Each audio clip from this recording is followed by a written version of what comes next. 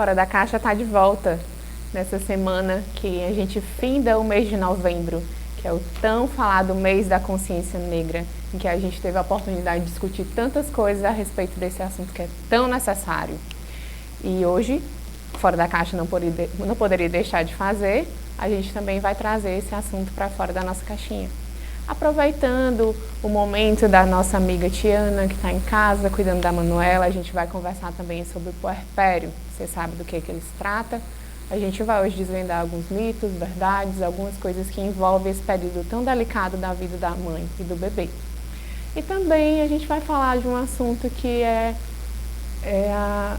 o sonho de todo mundo, né? Que é viver uma felicidade plena, que é ter esse sentimento de felicidade. A gente vai trazer para fora da nossa caixinha uma conversa bem real sobre o que é felicidade para cada um e como cada um pode construir a sua. Vem com a gente, tem muita coisa boa para a gente tirar para fora da caixa.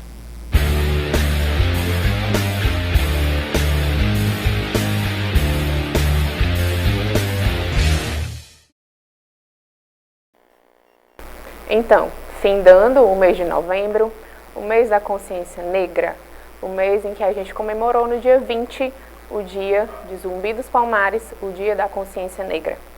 Zumbi, que foi essa grande potência, Zumbi dos Palmares, que foi um escravo que liderou um dos maiores quilombos, onde mais de 20 mil escravos libertos viviam em coletividade, ali perto de Alagoas e Recife.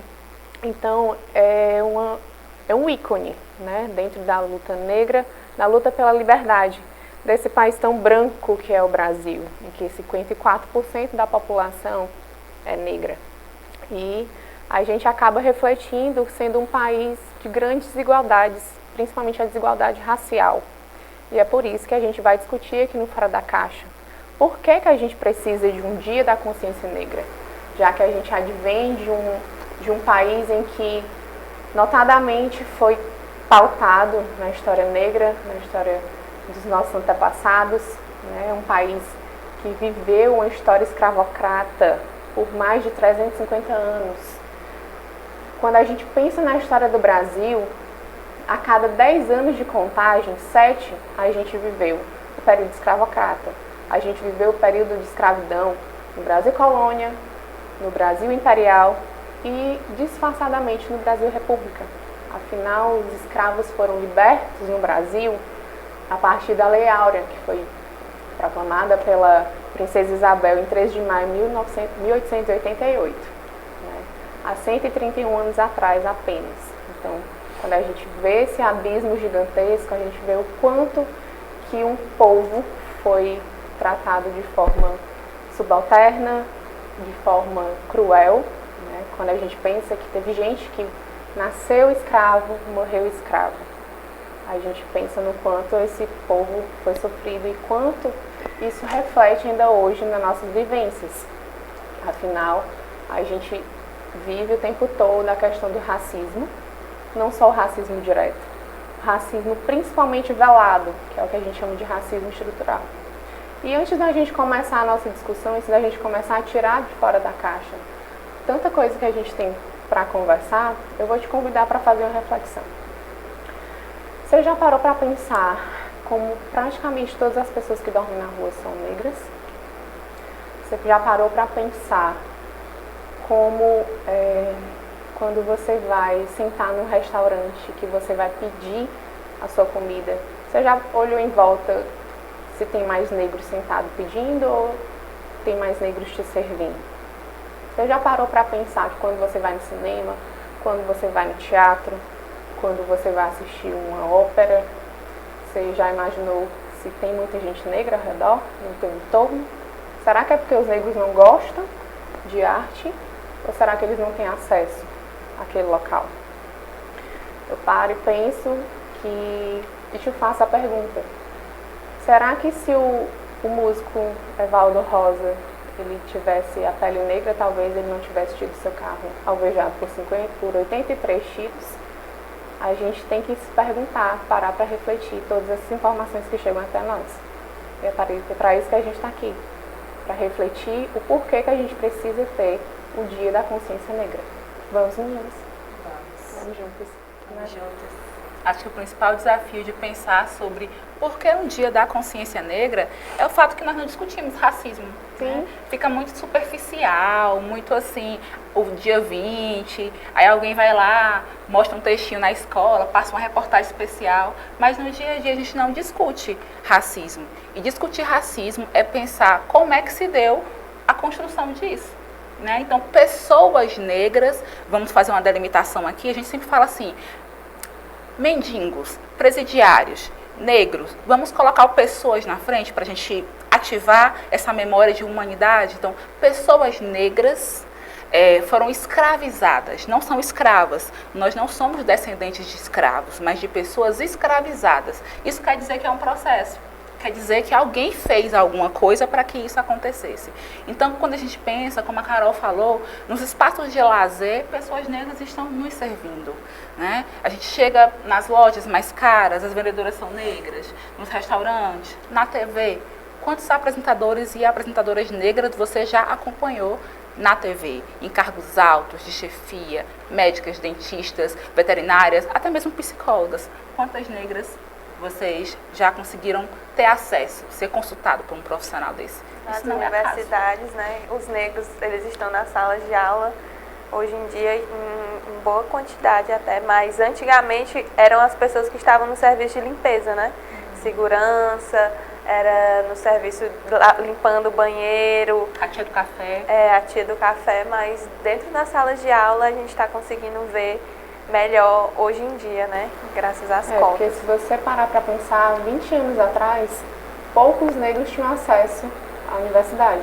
A gente observa que o índice de início de estudo, né, é muito parecido para negros e não negros. Só que isso vai se afunilando. Sim.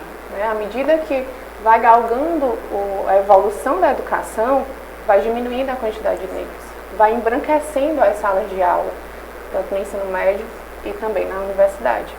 Então, cerca de 6% dos negros que iniciam naquela escola, naquele ensino básico, cerca de 6% chegam a cumprir todo esse caminho até a universidade. Então, a gente tem que abrir esse abismo, né, do preconceito racial para começar a pensar, cadê essas pessoas? Por que o negro ele não acompanha esse caminho? Para onde está indo? Então, aí a gente pergunta também isso, né?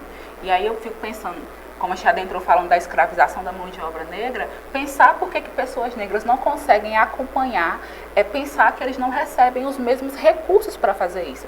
Vamos lá fazer uma rebobinação para trás. Pessoas negras foram, né, libertadas, né? E aí elas foram para onde? Que é o mito da democracia racial, porque o 13 de maio aconteceu a assinatura da lei. E no dia 14, para onde que essas pessoas foram? Receberam repartição social? Ficaram marginalizadas, sem trabalho, até porque foi a época em que os imigrantes chegaram no Brasil com a mão de obra especializada. E esses negros foram para onde? Para as margens, sem acesso à educação, sem acesso à saúde, e isso se reflete até hoje. E a gente tem que começar a sair da bolha, a gente tem que começar a pensar além, porque o negro não está na escola porque ele não sabe, porque ele não é capaz, e a conversa não é essa, né? A gente tem que começar a falar sobre a questão do privilégio, do acesso. Afinal, as estruturas, né? A gente vive num local onde as estruturas não são desiguais. Então não adianta você querer que uma pessoa acompanhe aquele desenvolvimento se ela não tem a oportunidade igual. Pensando na realidade do nosso município, porque eu já me considero parnaibana, né? A gente começa a pensar, por exemplo, quais são os bairros que têm mais precariedade de saúde, quais são os bairros que a van não vai, né? A gente começar a pensar, não é à toa que os bairros que têm a maior população negra os bairros que têm mais condições difíceis de vida, né? Transporte precário, às vezes não tem médico na UBS, lá o índice de mortalidade infantil é maior, a gravidez na adolescência é mais recorrente. Então, ou seja, eu criei um cenário que eu não dei para pessoas negras as mesmas oportunidades que eu dei para pessoas brancas. Então, como é que você espera que a sua população ocupe os mesmos espaços? E uma pontuação importante, falar de privilégio é difícil. Quando a gente fala de privilégio, a pessoa se defende. Quando eu falo de privilégio, eu não estou dizendo que você, pessoa branca, não sofre. Eu estou falando que o seu sofrimento não é pela cor da sua pele. Isso é diferente, Sim. né? E é delicado. E até pra gente, né, pontuar isso aqui, a gente pensa maneiras acessíveis de levar isso pra vocês, pra que a gente consiga refletir junto. Até porque a gente vai pensar, gente, eu não sou racista, eu acho que sim, as pessoas merecem ser tratadas por igual, que a cor da pele, ela não diz caráter nem capacidade de alguém. Ok, a gente acredita que a gente está falando para essas pessoas. Só que a gente tem que entender que o racismo no Brasil é estrutural. Está dando o nosso vocabulário, né? Exato, a gente até se pega falando coisas que, se a gente for parar para pensar a origem daquelas palavras, a gente não racista em algum momento, né? Então, não é nenhum problema você pecar nesse sentido de não saber, né? Agora, o que a gente não pode fazer é deixar de falar, que é o que tem acontecido. A gente viveu um passado escravocrata e a gente não fala sobre isso. É uma coisa velada e isso reflete até hoje no acesso à educação, no acesso à saúde, na criminalidade. As pessoas, a maioria das pessoas, 71% das pessoas são mortas, que são mortas por homicídio no Brasil, são negras. Né? Genocídio na população negra. É exorbitante. Altas estatísticas, autores e vítimas de violência são os negros, né? Mas é preciso a gente entender, né? Lá vem Dona Edmara falando de educação. Mas é porque, gente, tudo é questão de educação. A educação e da falta, né, da educação é a origem de todos os problemas sociais. Né? Então, assim, eu enquanto pedagoga, enquanto professora, eu tenho percebido, né, que um despreparo muito grande dos professores em trabalhar com as questões ético-raciais. Mas por que isso acontece? Né? A gente tem que, para a gente pensar isso, a gente tem que ir lá voltar para entendermos que a nossa sociedade, o nosso modelo de base educacional sempre foi muito discriminatório, excludente e segregador. Né? Então, é claro que a gente ainda tem resquícios e consequências desse modelo de educação. A gente percebe o despreparo dos professores. Eu que acompanho o estágio, né? Estou dentro de um curso de formação de professores, né? Eu ministro aulas para o curso de pedagogia, de biologia, entre outros, que vão formar esses profissionais que vão estar atuando na educação básica, e eu percebo, na sua grande maioria, esse despreparo quando o professor se omite mesmo no processo de reconhecimento de uma situação de injúria racial, né? E, infelizmente, eu que estou nesse tato do dia a dia da escola pública, principalmente, tanto privada quanto pública, mas eu percebo que, às vezes, os professores acabam até contribuindo, né, perpetuando esse racismo. Né? Professores que mandam ainda bilhetinhos para que os pais dos alunos cortem o cabelo das crianças com cachos, né? E crespas. Né? Então, a gente percebe, quando na educação infantil, quando tem a situação de que um coleguinha faz um xingamento ao outro coleguinha, uma injúria racial, palavras pejorativas, apelidos como macaco, dentre outras, os professores muitas vezes preferem continuar a aula e não fazem esse trabalho, essas estratégias de combate ao racismo. Então, gente, é preciso a gente também entender por que acontece isso. Esses professores que estão atuando na escola básica, eles são formados. E a formação deles são na universidade, no curso de graduação. No entanto, essa formação, ela é deficiente. E eu, novamente, como estou, né, nesse percurso, eu percebo nitidamente essa lacuna na formação, porque nós, na universidade, demoramos muito, só agora, muito recentemente, que a gente está abrindo esse leque para a prática educativa intercultural. E o que seria essa interculturalidade? É trabalhar o respeito às diferenças, à diversidade, né, promover debates, rodas de diálogo e até a formação mesmo. Gente, acreditem, na Universidade Superior a gente tem disciplinas como educação para as relações étnico-raciais, educação em movimentos sociais, ainda de caráter optativo, quando deveriam ser de caráter obrigatórios. Então, essas pessoas elas estão se formando com essa lacuna, né, esse déficit, e lá, na hora de multiplicar, de formar cidadãos, a gente tem essa esse despreparo, essa carência. Até porque a gente tem que ter em mente que as crianças não nascem racistas. De forma alguma. Elas se tornam racistas. Então, a importância da escola nesse papel de conscientizar, de formar cidadãos conscientes das desigualdades e aprender a respeitar, né? Porque a gente sabe que o viés, ele é aprendido de criança. As crianças, elas nascem iguais. Você percebe que as crianças, elas lidam entre si como iguais. E elas vão se tornando racistas por causa dos comportamentos que elas vão absorvendo no decorrer da vida.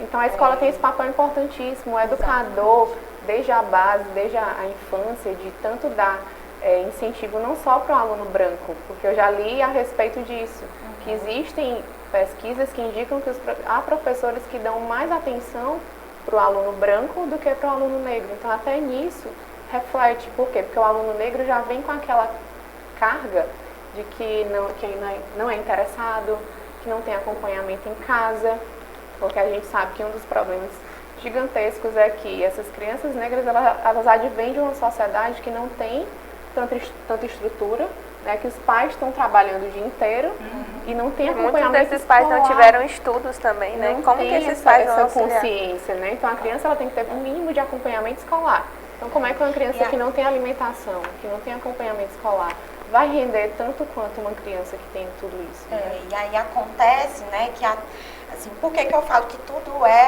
tem a origem na educação? Tudo é um problema que perpassa a educação.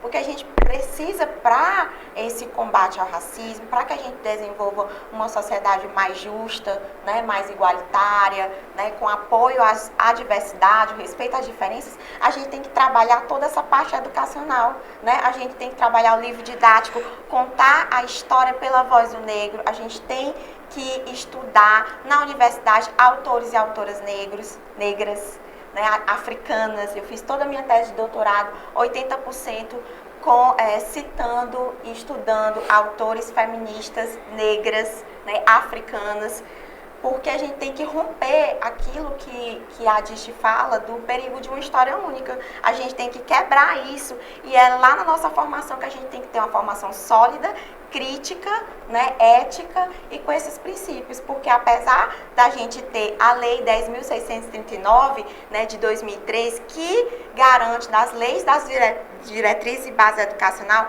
a obrigatoriedade de estudar a história africana, isso não é efetivado dentro das salas de aula, né? É tão recente. E é tão recente, mesmo assim, a gente não tem esse olhar, né, como deveria ser feito dentro da educação.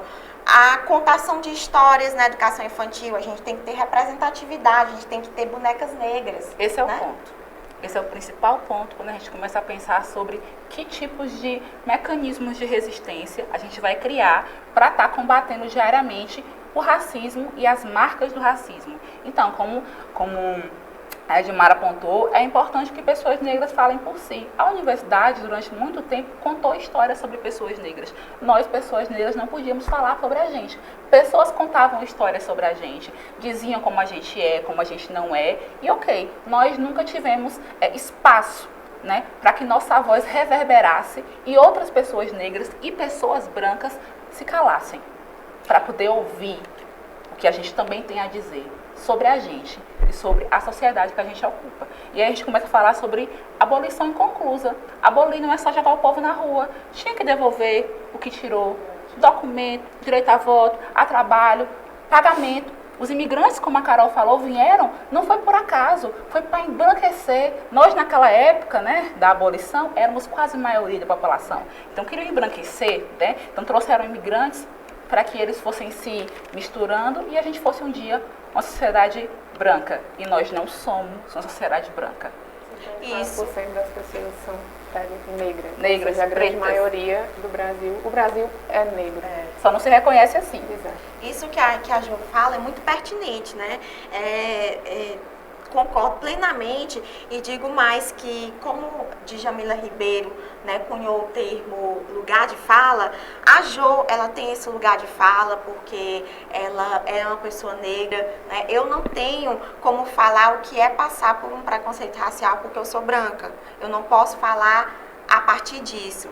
Mas eu posso, enquanto cidadã comprometida com essa causa social, com a questão da diversidade, eu posso fazer o meu papel social, né? Enquanto professora de uma universidade pública, né? Enquanto uma militante das causas dos direitos humanos, eu posso estar contribuindo nesse papel da educação que é coletivo. E como é que a gente faz isso? Né? É se unindo, né, no combate a essas práticas racistas, é promovendo essa discussão num ambiente elitista e embranquecido que é a universidade, em que a gente pode contar nos dedos quantos professores negros nós temos. Então, é a partir daí promover essa visibilidade, né? Eu, aproveitando, criei um núcleo de estudos e pesquisa em juventudes, né, junto com meus colegas do curso de pedagogia da UFP, e a gente tem um espaço, né, grafitado lindamente pelos jovens, né, com o símbolo da Marielle Franco, ativista negra importante que Presente. foi presente, Marielle presente.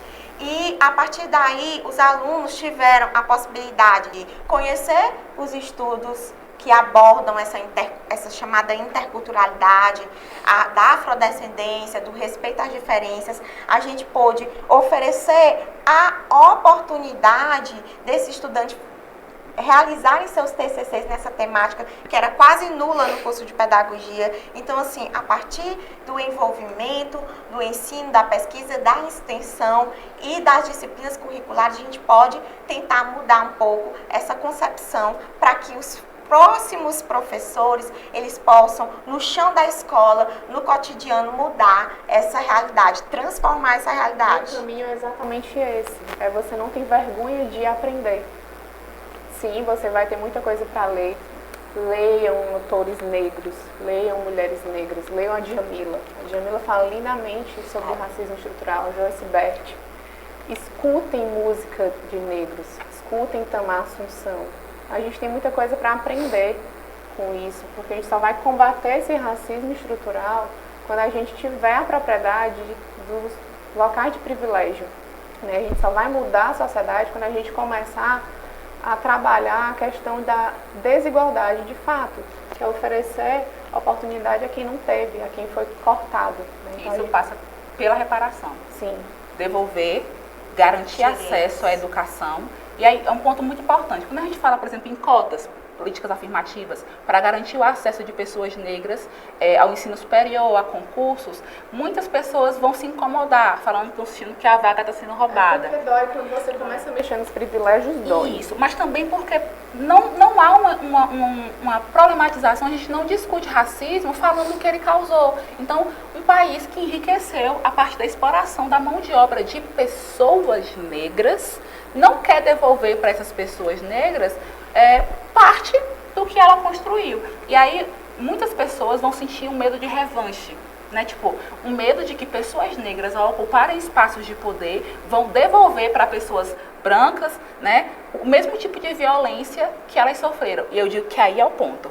Se alguém teme revanche, é porque reconhece que houve violência. Então, se pergunte, hoje você tocaria de lugar com uma pessoa negra? O tempo que você deve para pensar é porque você sabe que há alguma coisa errada. Isso é racismo. A gente tem que pensar nisso criticamente, em que o direito de liberdade de alguém foi passado a ser direito de propriedade. De pessoas que exploraram, que tiraram o suor, que não deram oportunidade de estudo, nem de alimentação.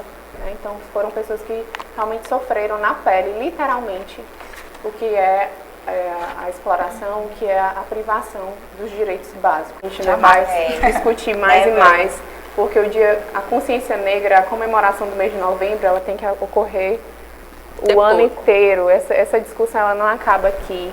Então é uma coisa que a gente tem que se apropriar. O racismo ele tem que ser discutido sim, ele não pode ser mais levado como tabu, principalmente num país como o Brasil. Então, para terminar esse bloco, eu vou citar uma poesia de uma autora negra chamada Conceição Evaristo. O nome do poema é Para a Menina. Desmancho as tranças da menina e os meus dedos tremem, medos nos caminhos, repartidos de seus cabelos. Lavo o corpo da menina e as minhas mãos tropeçam, dores nas marcas lembranças de um chicote traiçoeiro. Visto a menina, e aos meus olhos a cor de sua veste insiste e se confunde com o sangue que escorre do corpo solo de um povo. Sonho os dias da menina, e a vida surge grata, descruzando as tranças, e a veste surge farta, justa e definida, e o sangue se estanca, passeando tranquilo, na veia de novos caminhos, esperança. E é isso que a gente tem para oferecer, a esperança de dias melhores e que a gente vai estar aqui, vai estar lutando, vai trazendo a discussão, esses assuntos, a gente vai tirar da caixa porque é necessário e a gente precisa discutir sobre racismo. E a gente volta com vocês já já, tem mais coisas para sair da caixa.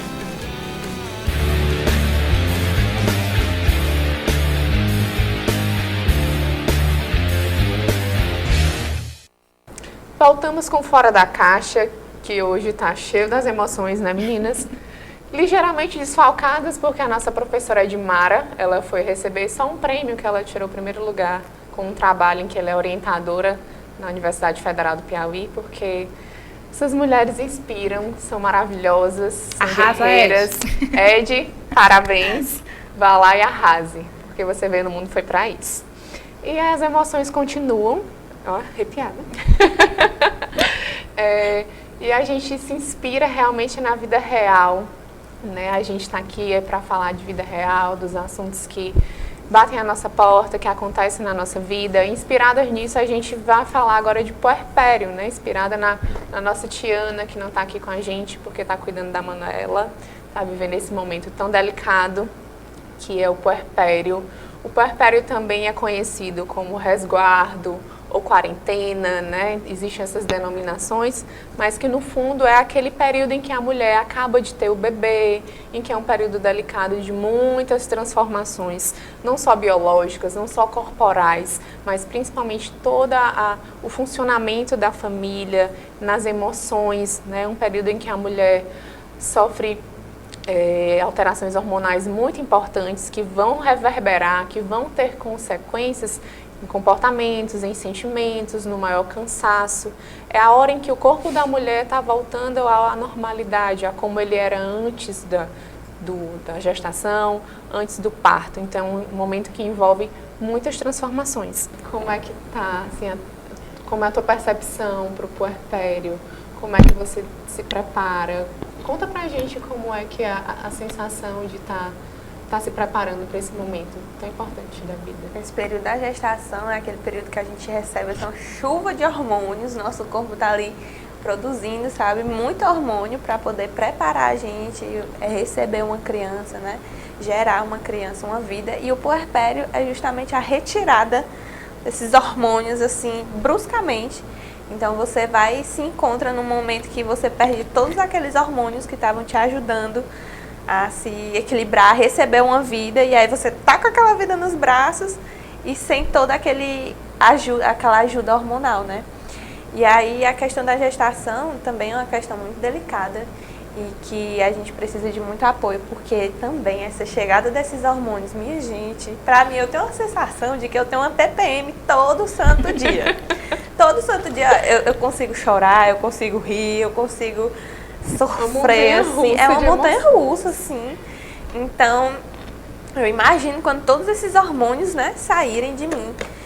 E a importância de vocês ter alguém para quem contar nesse momento da gestação. Porque quando eu descobri a gestação, eu até gravei um vídeo, eu não consigo nem assistir aquele vídeo que eu sempre me acabo de chorar, de como foi essa descoberta, de como foi saber que eu vou gerar uma vida, que tudo aquilo que eu acreditava vai mudar, né?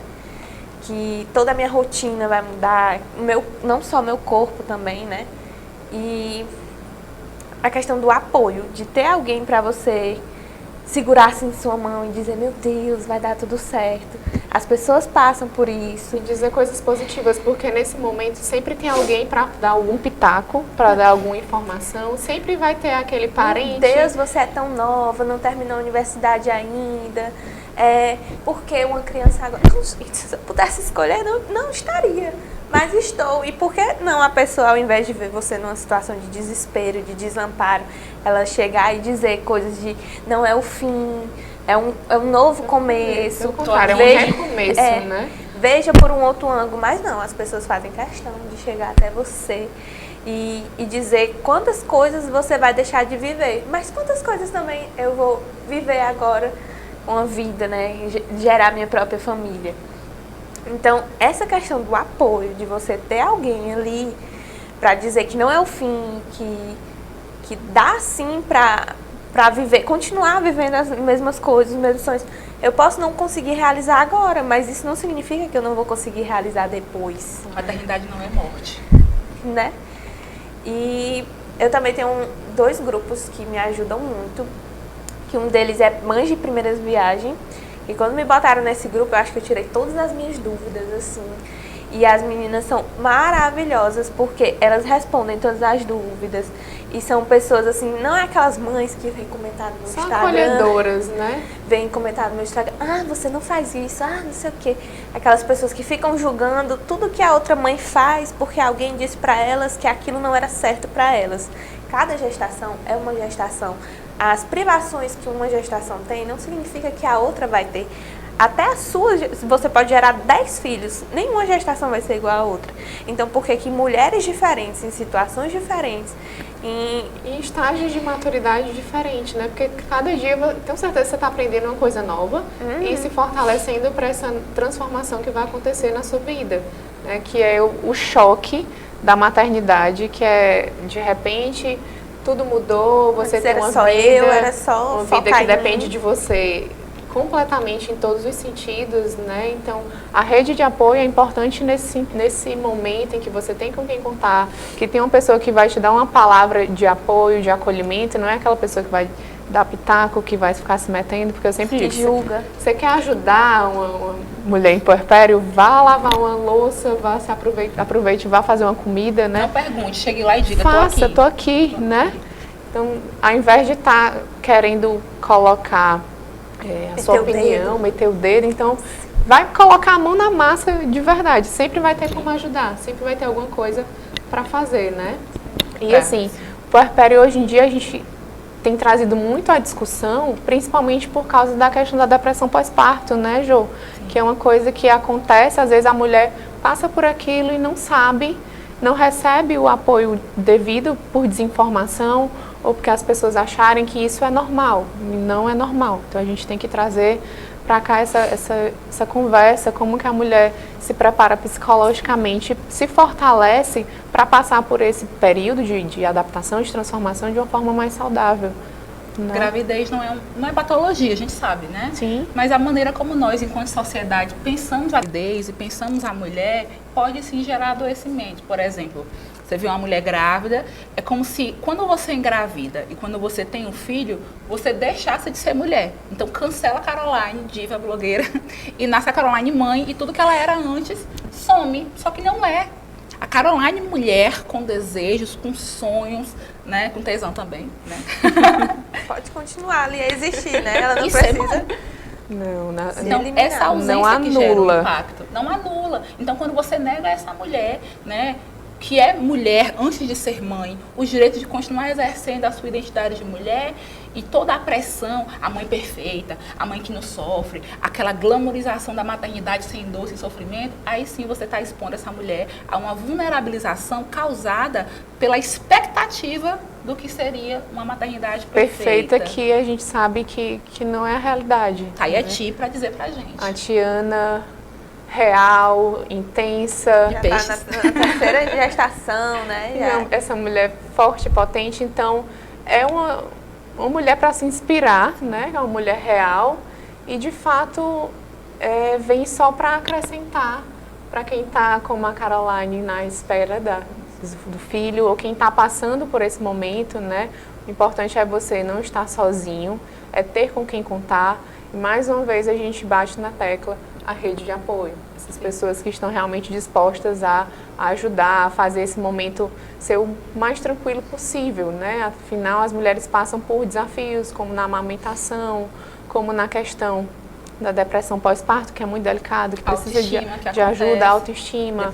A questão do corpo está completamente mudada e aos poucos voltando ao normal. Então tem toda essa expectativa, tem toda essa glamorização que a mãe precisa ser perfeita, que tem a blogueira que posta que voltou a malhar. Sem barriga, entendeu? Então assim, a gente tem que realmente trazer para fora da caixa a vida real, né? E a gente está aqui para isso.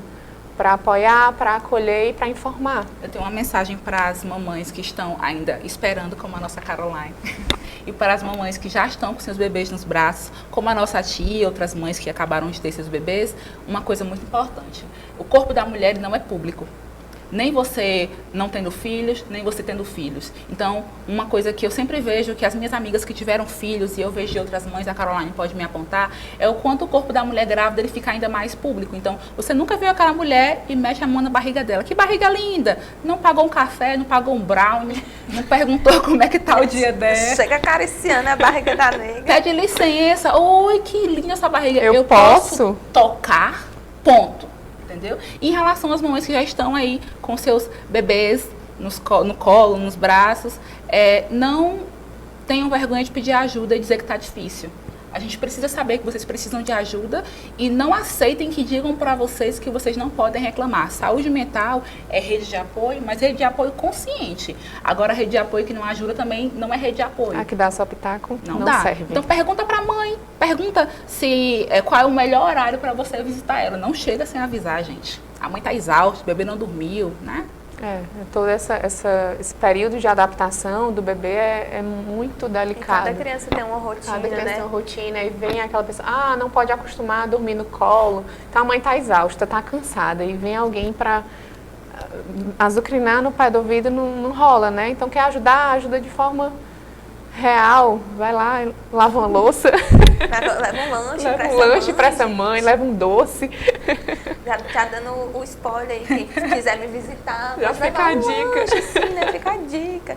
E eu queria convidar vocês para conhecer o grupo Virei Mãe aqui em Parnaíba, que é um grupo que é formado por uma nutricionista e outra profissional que ela é especialista em aleitamento, né? De ajudar na amamentação, né? Que são questões que as pessoas falam assim, meu Deus, qualquer mãe consegue lá, só botar o menino ali no peito e pronto. Não, gente, não é isso. Tem toda a questão da pega, tem mãe que sofre, que o peito... não posso nem pensar, meu Deus, dá tanta tontura. Mas que elas estão ali ajudando e elas têm um grupo de apoio, tanto no WhatsApp, fazem reuniões desses grupos e conversam entre si. Então a gente debate sobre isso, o que é normal, o que não é, como aquela mãe se sente. Então elas procuram estar fazendo essas reuniões, inclusive já vai acontecer a segunda reunião agora.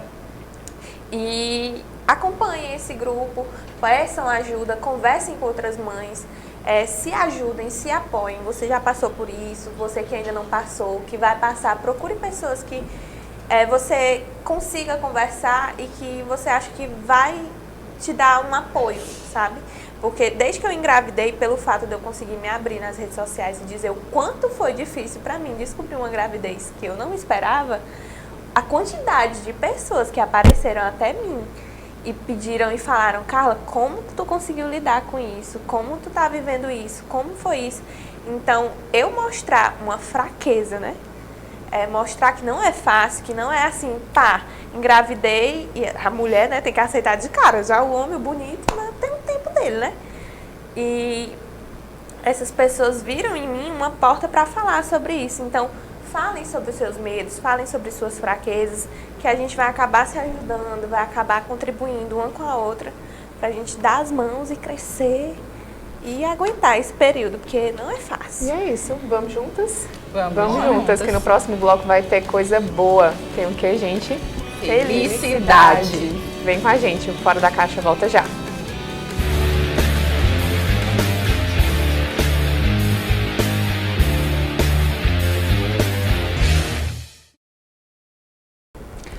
Essa tal felicidade que todo mundo tanto fala, que todo mundo tanto deseja, né? A gente veio agora no último bloco para tirar da caixinha esse sentimento que move o mundo. Afinal, todo mundo, quem não quer sentir felicidade, né? Que é esse sentimento gigante, potente, que contagia, que coloca para frente. Só que ele tem inúmeras definições, né? Cada pessoa sente felicidade de uma forma, cada pessoa define felicidade de uma forma. A gente fez uma enquete, inclusive, com os nossos seguidores para saber o que era felicidade para eles. E vieram muitas respostas, vou falar aqui algumas, que amar e ser amado, é estar bem consigo mesmo, é estar em paz, ter um lar, família, trabalho, amor e comida, ó, Ju. Falar em felicidade é pensar em amor, em perdão, estar ao lado das pessoas que amam, compartilhando histórias e memórias. Então, assim, cada pessoa tem seu conceito de felicidade, né? O que é felicidade para você, Ju? Eu acho que felicidade, para mim, é uma coisa que muda o tempo todo. Então, para mim, já foi, por exemplo, poder cursar a universidade. Sim. Hoje, para mim, é conseguir ter um emprego que me dá renda, sustentar a minha mãe e produzir com a minha atividade de militância, com a minha clínica na psicologia, com o programa Fora da Caixa, produzir cuidado, produzir reflexões. Eu acho que felicidade é um movimento. Sim, eu ia falar exatamente isso, que a felicidade ela é o caminho. A cada momento em que você dá um passo, você encontra mais e mais motivos de felicidade, né? Então você sempre está vivendo, se permitindo, conquistando, contagiando, mudando a vida das pessoas, né? Eu sempre gosto de dizer que felicidade para mim é o sorriso das pessoas que me oferecem. Porque quando você recebe um sorriso, você tem aquele feedback de que alguma coisa boa você espalhou, né? Que é uma resposta a algum sentimento bom que você espalhou. Então, o sorriso das pessoas que eu amo, o sorriso das pessoas que eu posso encontrar pelo meu caminho, que eu posso tocar aquela história, que eu posso transformar a vida de alguém e assim, ao mesmo tempo, eu vou sendo transformada pelo meu caminho. Então, para mim, felicidade é muito isso, a troca, né? A convivência, de poder compartilhar e também aprender com o outro. Isso é uma grande felicidade para mim. E para você, Carlinha? Assim, como vocês falaram, felicidade ser algo muito mutável, eu paro para pensar na Carla de 1 ano atrás, o que era felicidade para ela, e hoje penso na felicidade hoje para mim. E são coisas completamente diferentes. Antes de engravidar, o meu ideal de felicidade era viajar, era conhecer maiores lugares possíveis, a maior quantidade de lugares possíveis, era estar bem no meu trabalho, né, como digital influencer. Hoje em dia, a felicidade para mim, às vezes, é um simples ultrassom e escutar o coraçãozinho do Isaac. Que lindo. Eu não posso nem falar, só vou me emocionar. E ver fazendo as coisinhas dele, arrumar as coisinhas dele, esperar a chegada dele, coisas que eu nunca imaginei que há 1 ano atrás isso um dia poderia ser sinônimo de felicidade para mim, né?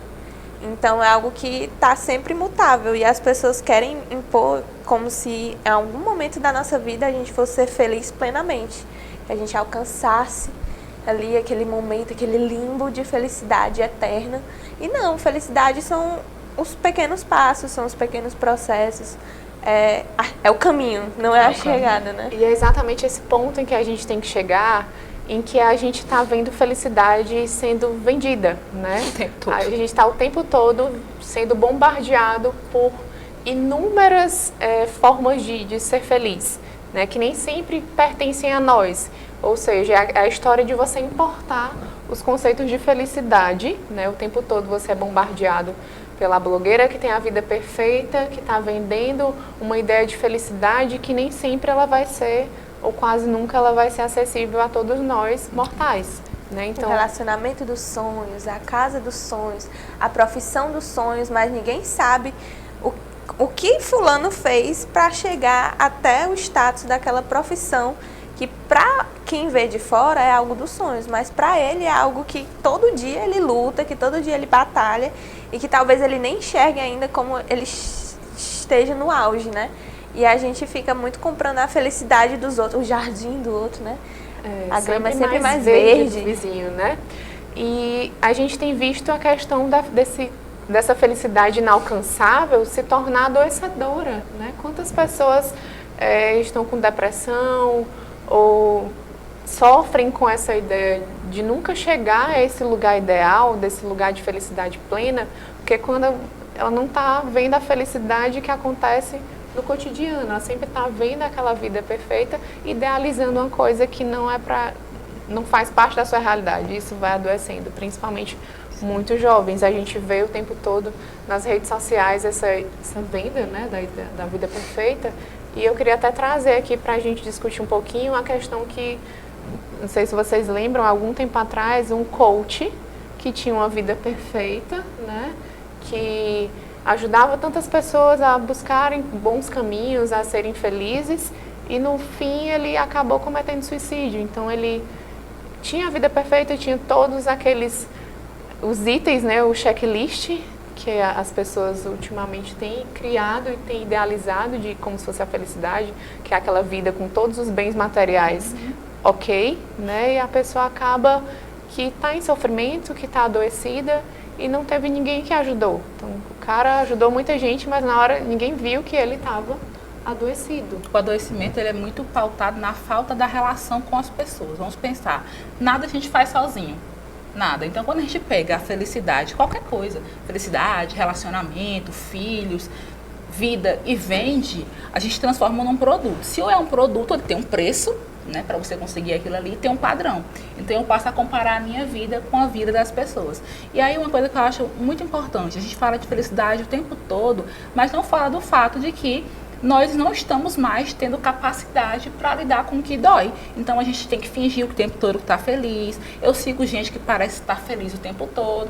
E aí, quando eu não fico feliz como aquela pessoa que tem a vida perfeita, quando eu não consigo ficar magérrima, né, como aquela pessoa, aquela blogueira fitness, quando eu não tenho o cabelo liso, quando eu não sou aquela mulher que teve o bebê e está feliz, sem dor, eu fico triste. Então, a felicidade, quando vira produto, ela vira um instrumento de violência. Porque eu estou dizendo que não é felicidades, é felicidade. Uma só. Uma só. E se você não consegue, você é um fracassado. Fracassado. E não é assim que a banda toca. Não é. Eu lembrei muito do caso do Whindersson Nunes, né? Que era uma pessoa humilde, que batalhou muito pra estar onde ele tá. E ele chegou num patamar que as pessoas achavam que chegou ali no auge e ele se encontrou com depressão, né?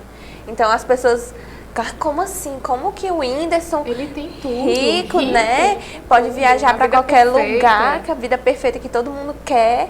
Como que ele pode estar com depressão, né? Mas o que o Whindersson abriu mão? O que ele deixou de fazer para estar onde ele está, né? Ninguém vê isso, ninguém vê o processo que está por trás daquilo, o quanto ele deve se cobrar com medo de chegar a algum momento e voltar a viver aquela situação, a voltar a ver a família dele na situação que ele se encontrava antes, né?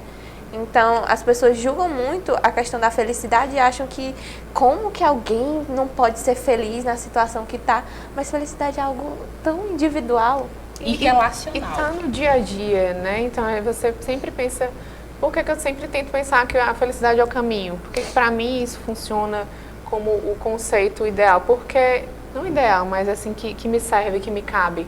Porque todo dia tá mudando, a vida não tá perfeita, tem dia que você não tá e tudo legal bem. E tá tudo bem. E você hoje não conseguiu alguma coisa, mas tem um dia de amanhã que você vai correr atrás e que você vai dar o melhor de si, e isso vai acontecendo como um processo, né? Nem todo dia você vai estar feliz. Você não tem que tomar para si aquela receita de felicidade. A gente às vezes se depara com postagens como os 10 passos para a felicidade. Nossa, gente. Como ser feliz, entendeu? Então não existe receita. A felicidade cada um constrói, né? Então a gente vê aqui os seguidores falando, cada um tem o seu momento, a sua forma de enxergar, né? E é exatamente isso, a particularidade. É você se reconhecer feliz ali onde você está e isso fazer de combustão, de combustível, de força para que você caminhe e vá conquistando novas felicidades. E uma coisa muito importante acerca da felicidade é que não depende única e exclusivamente de você, do seu esforço sozinho para ser feliz. Tem coisas que são fundamentais, como o direito a uma vida digna, comer, dormir bem, morar bem, acesso à saúde, à educação, a lazer, tudo isso compõe a tua felicidade e não depende só de você. Então, quando a gente fala em direitos humanos, quando a gente fala em garantir comida, moradia, a gente está falando aí de felicidade, que não depende só de você. Felicidade é social, isso é importante a gente saber. Porque senão a gente fica se culpando. Eu não consigo porque só eu sozinho, porque eu reclamo. Não. Existe um contexto para permitir uma vida digna, que possa ser uma vida que tenha momentos de felicidade e de dor também. A dor é humana, então não precisa fingir que está tudo bem. Estar bem é admitir quando não está bem.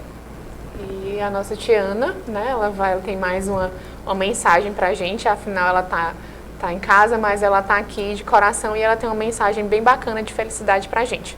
Segue aí e confere. O que é ser feliz para você? Como você se encontra feliz? Em que circunstâncias? o que você busca, onde você busca a sua felicidade. Algumas pessoas sonham com uma casa própria, com um carro, com a viagem dos sonhos, e ela acredita que quando ela conseguir realizar isso, ela vai estar feliz. Mas essa felicidade é momentânea, essa felicidade passa. Para mim, Tiana, felicidade é sentir. Felicidade são os pequenos momentos que a gente vive, que a gente vivencia, que a gente se coloca no mundo e que a gente consegue sentir com o coração, que a gente coloca aquele sorriso, que a gente agradece. Agradece presenciar, agradece viver, agradece estar desperta para perceber essa felicidade nas pequenas coisas. Isso é que nos nutre, isso é que nos faz buscar ser cada vez mais uma pessoa do bem, uma pessoa feliz, uma pessoa com essa energia em volta da gente, porque ela é momentânea, mas quando você percebe, ela se torna cada vez mais presente na sua vida. Voltamos felizes, inspiradas com as palavras da Tiana, Ou cheias tentando. de sentimentos. E a gente vai fazer aqui o nosso quadro, né? O Dentro e Fora da Caixa, aproveitando aí o embalo, né, Jô, do tanto que a gente já discutiu sobre a questão da consciência negra, da nossa importância como sujeitos de cidadãos, como sujeitos de transformação da sociedade. E a gente vai trazer uma reflexão para quem que vai para dentro da caixa, que fez uma coisa muito ruim essa semana, para pensar, né, Jô? Vai para dentro da caixa o deputado do PSL, que quebrou uma escultura, né, que estava em exposição em reflexão ao dia 20 de novembro, como um ato de profunda intolerância e que falava, inclusive, sobre a violência policial para com pessoas negras. Então, intolerância, violência e ainda práticas de racismo, porque isso é uma prática de racismo, não dá, não toleramos mais e vai para a caixa. Vai para pensar, para não fazer isso nunca mais. Mas como a gente também precisa de fôlego, né? A gente precisa de coisas inspiradoras, coisas que nos coloquem para frente. O que vai para fora da caixa chama-se esse movimento parnaibano, que é o Mobilize-se, que nada mais é, como a gente ama e enaltece e faz questão de divulgar, são as redes de apoio que colocam a gente para frente, que transformam o mundo. O Mobilize-se é uma rede de apoio formada por educadores daqui de Parnaíba, tá? Vocês podem seguir esse perfil no Facebook. Eles produzem um conteúdo muito legal a respeito da educação pública, são educadores da cidade, em que eles discutem, eles têm um podcast chamado Sala de Reunião, onde eles vão debater os desafios, né? Como eles podem melhorar a questão da educação pública na nossa cidade. E a gente vai mandar esse enaltecimento, em especial para as duas educadoras que estão à frente desse projeto, que é a Charlene Araújo e a Samara Costa. Então, meninas, parabéns pela iniciativa. Contem com o Fora da Caixa, a gente está com vocês, a gente enaltece, aplaude e apoia essas iniciativas que só vão promover transformações e fazer melhorias na educação da nossa cidade. E finalizamos mais um Fora da Caixa, felizes, conscientes pelo menos, né? A gente tem muito caminho para percorrer, mas o importante é que a gente siga juntos, sendo conscientes, sendo éticos, se colocando sempre para pensar, para refletir, né? Não só a respeito da tua realidade, mas é sempre pensar fora da bolha, sempre pensar além, porque é só assim que a gente vai transformar a nossa realidade e a realidade do outro. E inspiradas por esse sentimento de felicidade, como a gente viu, todos os nossos seguidores, todo mundo acabava falando em uma coisa em comum, né? Que felicidade ela acabou se refletindo sempre no conceito de amor, sempre de ter alguém com quem contar, de estar bem consigo, de estar bem com as pessoas que você ama. Ter acesso à saúde, educação, direito. Então, tudo reverbera nesse sentimento, né, que é tão potente, que move o mundo, que é o amor, que é ter com quem contar. Então, a gente está aqui para deixar essa mensagem de felicidade, de união, de esperança de dias melhores, porque nem tudo vem fácil, tem dia que tá bem, tem dia que não tá tão bem, mas a gente segue, e a gente segue junto, e Fora da Caixa segue com você. Na luta. É isso, na luta, sempre juntos, com esperança de dias melhores, e vamos nessa. E a gente te espera no próximo Fora da Caixa. Fica Wakanda bem, Forever. fica feliz, e até a próxima.